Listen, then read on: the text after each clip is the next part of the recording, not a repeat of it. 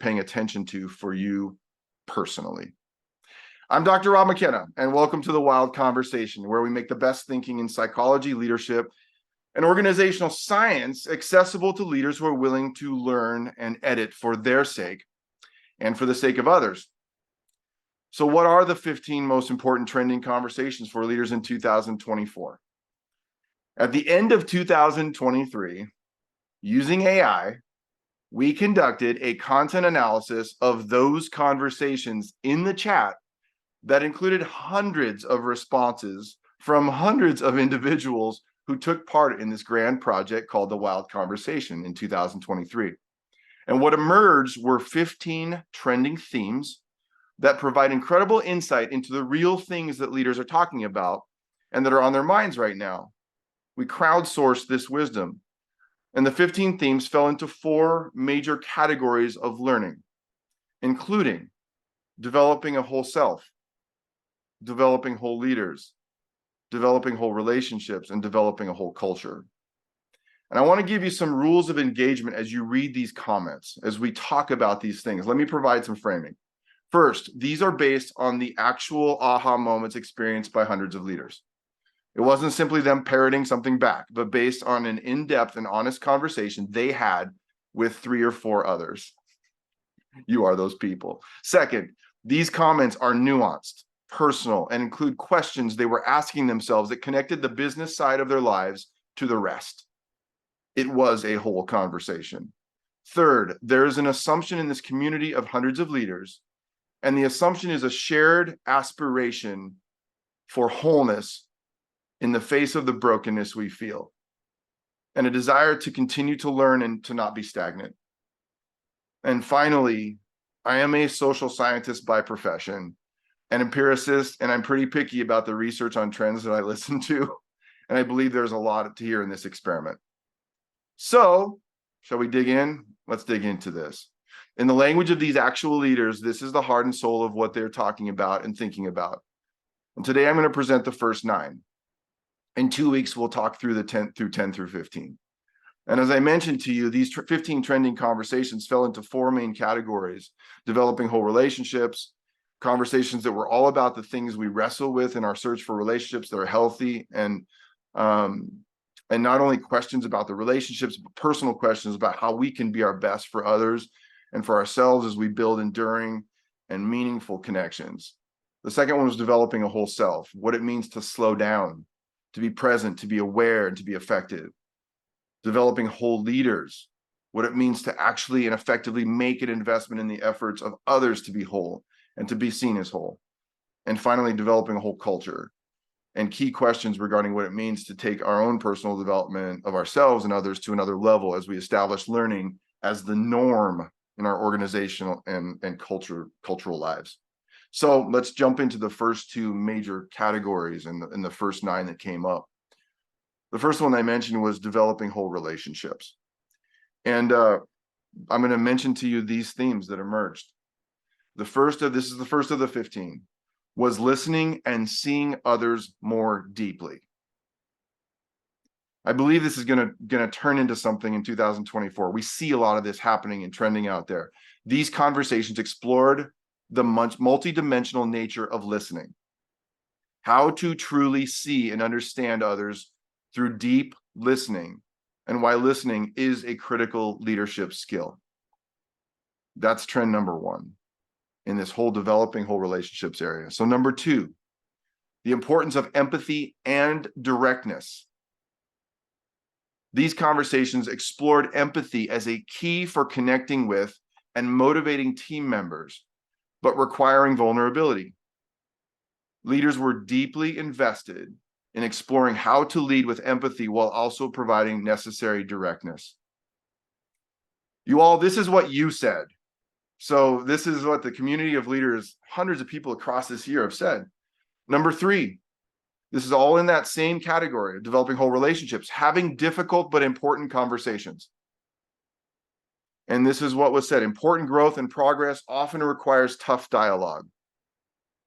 These conversations were about WiLD frameworks, whole and intentional frameworks for having crucial conversations with care, courage, and empathy.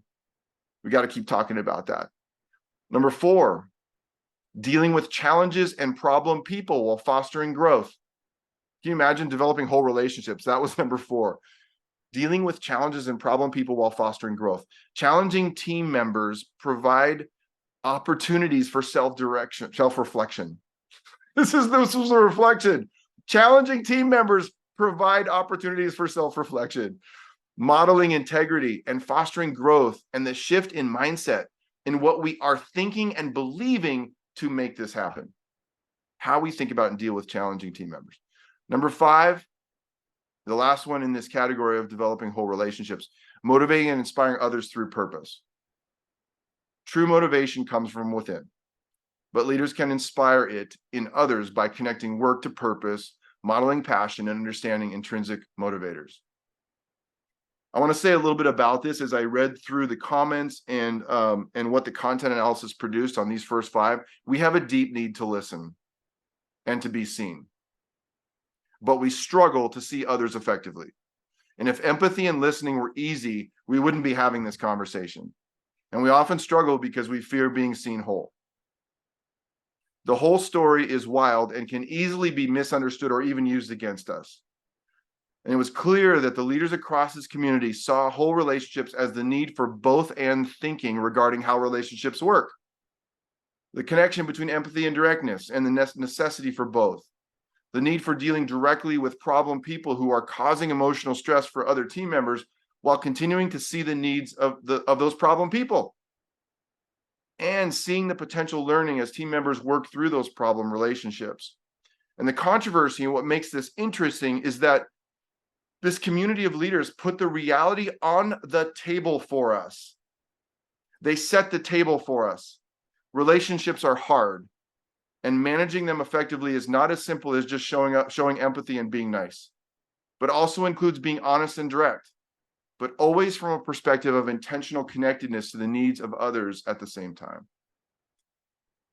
Wholeness in relationships requires a both and perspective on the world, embracing the wonderful but sometimes painful complexity of what it means to be whole together on teams and in our families. So here's the question I have for this first category of developing whole relationships. As you consider these first 5 trending leadership conversations regarding living in whole relationships, which one is the most important conversation for you to keep having in this next season of your life in leadership?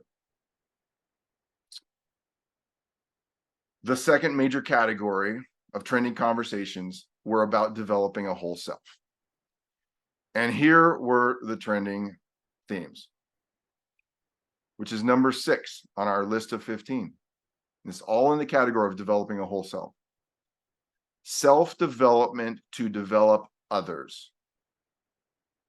These conversations focused on how intentionally developing self-awareness and engaging in continual personal growth as a leader is foundational for modeling and enabling development in others.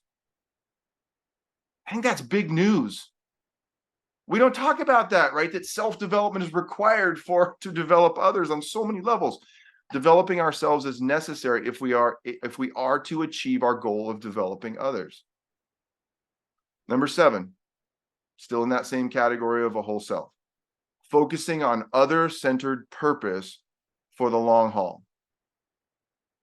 To lead with conviction and leave a lasting impact, leaders must lead from a clear sense of purpose beyond self and short-term goals. Immediate and specific purpose in a moment or a conversation is important, but equally important is a long-term purpose, and even a purpose that others may fulfill long after we are gone. That was the second in that category of developing whole self. Here's the third. Slowing down to be present. This is what you said. Being truly present, listening, and asking questions trumps constant action. The shared wisdom revolved around why leaders need to pause and the benefits of slowing down to be present.